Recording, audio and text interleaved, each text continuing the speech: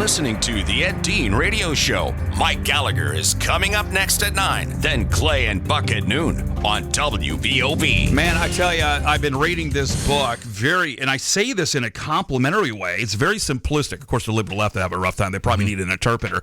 But it is a good book. Mark Levin is here on our Newsmaker line, New York Times bestselling author. But, hey, Fox News, you can catch him nightly here beginning at 6 o'clock right here on Talk Radio WBOB 7 times.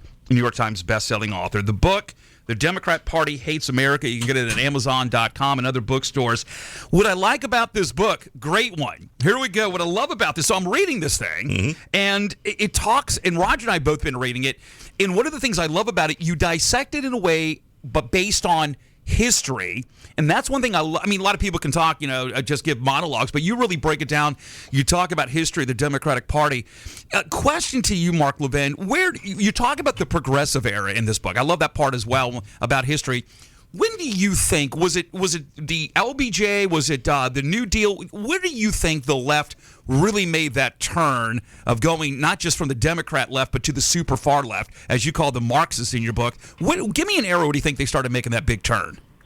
First of all, thanks for reading it, because I can tell you did. And I think the real beginning of the turn was with Woodrow Wilson, because he was one of these so-called intellectuals behind the progressive era. The progressive era is nothing more than an Americanization of Marxism.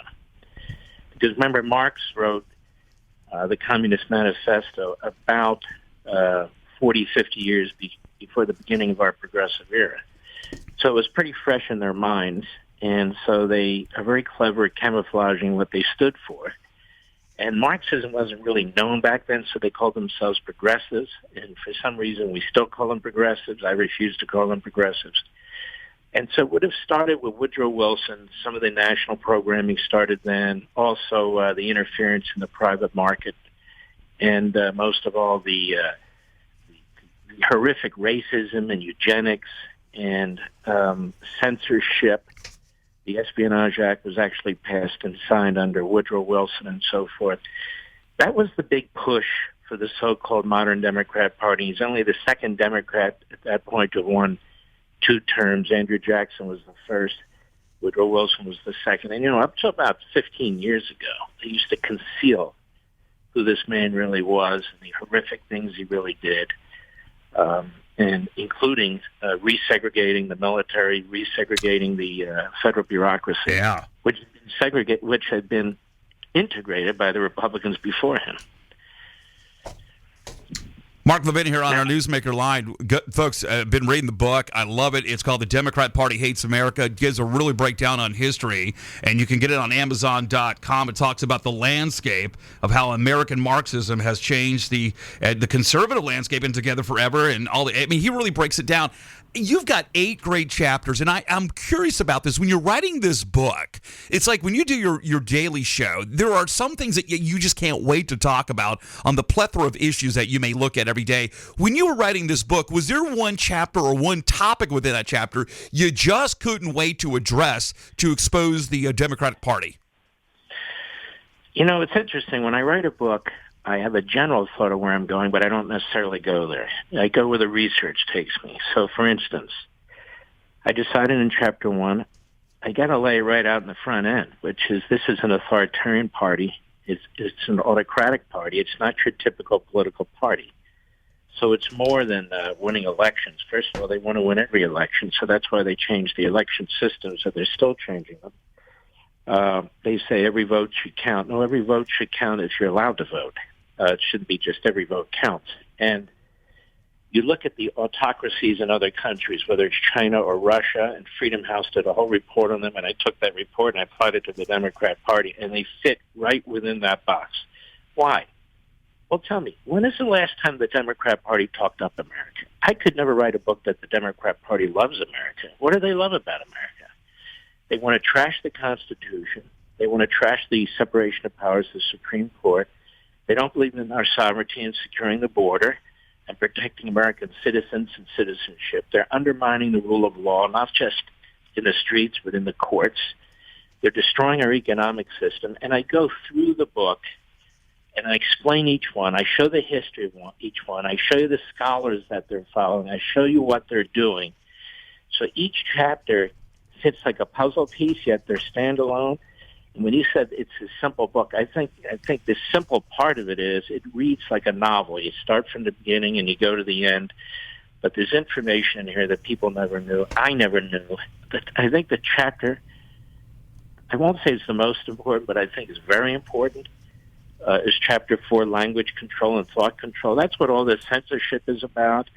Changing words, changing our dictionaries, pretending we don't know what women and men are, destroying the entire women's sports and so forth, all wokeism. This is all, when you read books about people who survived totalitarianism, whether it's communism or fascism, Mao, Castro, the Third Reich, and so forth, they all pretty much say the same thing about totalitarianism. You got to control the language. Lenin said the language needs to be changed to support the party.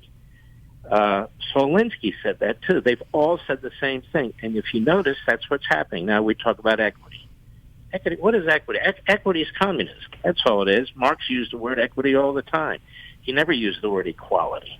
And so they've picked these things off, and I want people to know where they come from. I want to know where they're trying to take us. And it's not enough to talk about ambiguous theories or philosophies or ideologies. That's very, very important. But who is responsible for this?